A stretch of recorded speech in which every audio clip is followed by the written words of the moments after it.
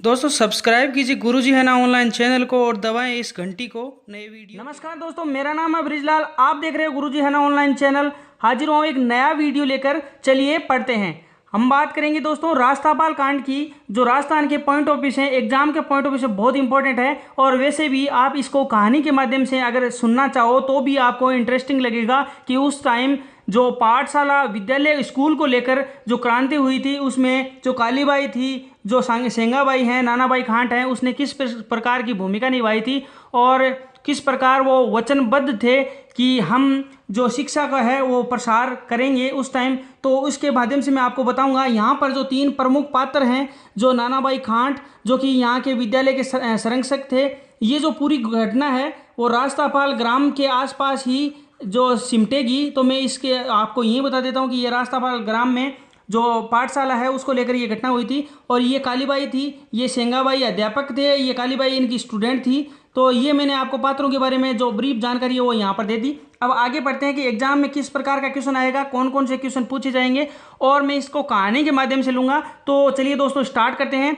जो डूंगर पर प्रजामंडल है उसने क्या किया था, उत्तरदायी शासन की स्थापनार्थ एवं रियासती जो अत्याचार थे उसके विरुद्ध 1947 ईस्वी में जो एक आंदोलन चलाया था कि जो पाठशालाएं हैं उनको बंद नहीं करेंगे, यानी उनको कार्यकर्ताओं को जो गिरफ्तार कर जो प्रजामंडल द्वारा जो पाठशालाएं चलाई थी उनको बंद करने का आदेश दिया था। लेकिन क्या हुआ, ग्राम धोड़ी की बात है,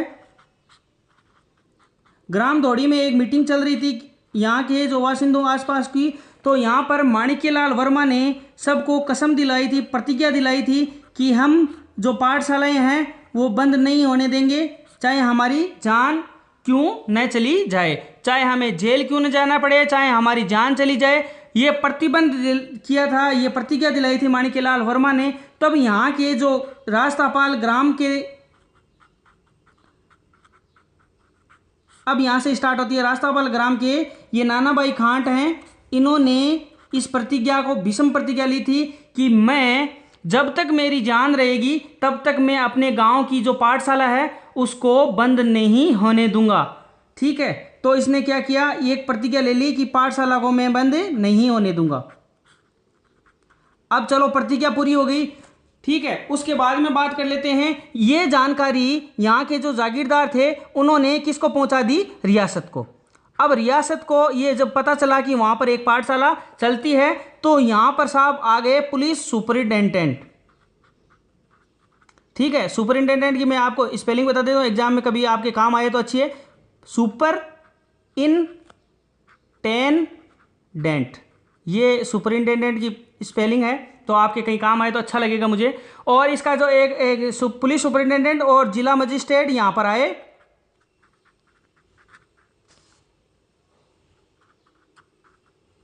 ये जबरन बंद कराने के लिए, यानी पाठशाला को जबरन बंद कराने के लिए 19 जून, ये घटना इंपॉर्टेंट है दोस्तों, 19 जून 1947। ये डेट आप याद रखना एग्जाम के पॉइंट ऑफ व्यू से। एक चीज यहां पर इंपॉर्टेंट है, यहां पर कहां पर पहुंचे ये दल बल के साथ राजस्थापाल पहुंचे, राजस्थापाल ग्राम में ये दल बल के साथ पहुंचे। अब आगे की घटना मैं आपको बता देता हूं। इन्होंने क्या किया, आते ही ये बोले कि पाठशाला बंद करो और चाबी हमें सुपुर्द करो। तो अब यहाँ के जो संरक्षक थे नानाबाई जो खांट, उन्होंने क्या किया, नानाबाई खांट ने आदेश दिया कि ये पाठशाला सिर्फ प्रजामंडल के आदेश से ही खुली है और प्रजामंडल के आदेश से ही ये बंद होगी, तो जाओ और प्रजामंडल का आदेश लेकर आओ। तब इन्होंने जब वापस रिटर्न में इन्होंने पुलिस सुपरिटेंडेंट ने ये जवाब दिया कि ये ऑर्डर है वो है महारावल का, यानी ऊपर से ऑर्डर आया है कि इस पाठशाला को बंद किया जाए। लेकिन जो नानाबाई जी खांट थे उन्होंने इस आदेश का, यहाँ पर मैं खांट लिखूंगा, आदेश को मानने से इनकार कर दिया कि जाओ मैं ये आदेश नहीं मानता। और तब क्या हुआ, एक विभत्स घटना हुई दोस्तों, और नानाबाई खांट को पीट पीट कर बंदूकों से प्रहार करके चिर निद्रा में समा दिया। तो ये बहुत ही बड़ी दुखद घटना, यहाँ पर पहली जो दुखद घटना होती है वो यहाँ से होती है, चिर निद्रा में इनको सुला दिया। अब क्या हुआ, यहाँ पर बचे हैं सेंगाबाई जो कि यहाँ के थे अध्यापक।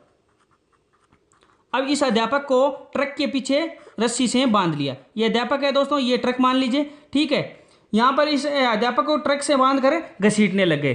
तब ये चीज किसने देखी, यहाँ पर एक 13 वर्षीय बालिका का नाम आता है और एक भील बालिका इसका नाम है कालीबाई। जो मैंने आपको पात्र में स्टार्टिंग में बताया था, 13 वर्षीय कालीबाई भील बालिका ने जब ये दृश्य देखा तब उससे रहा नहीं गया और वह चिल्लाती हुई उस ट्रक के पीछे दौड़ी और उसको कारण जानने की कोशिश की कि मेरे अध्यापक को, यानी इसकी ये शिक्षिका जो स्टूडेंट थी और स्टूडेंट की, मेरे अध्यापक को आप घसीट कर कहाँ ले जा रहे हो, और चिल्लाने लगी, चीखती रही। लेकिन जब ट्रक ये कुछ क्षण के लिए रुकते ही इसने क्या किया, कालीबाई के पास अपनी जो दंताली थी उस दांतली से इस रस्सी को काट दिया। अब काटने के बाद क्या घटनाक्रम होता है मैं आपको यहाँ पर बताता हूँ, ठीक है। सिपाहियों ने उसकी जो चेतावनी थी उसको सुना नहीं, और जब जैसे ही उसने दांतली से इस जो रस्सी को काटा, जो अध्यापक जो जिससे सेंगाबाई बंधे हुए थे उसको काटते ही इन्होंने जो यहाँ के सिपाही थे उन्होंने इस पर गोलियों से इसको छलनी कर दिया। किसको?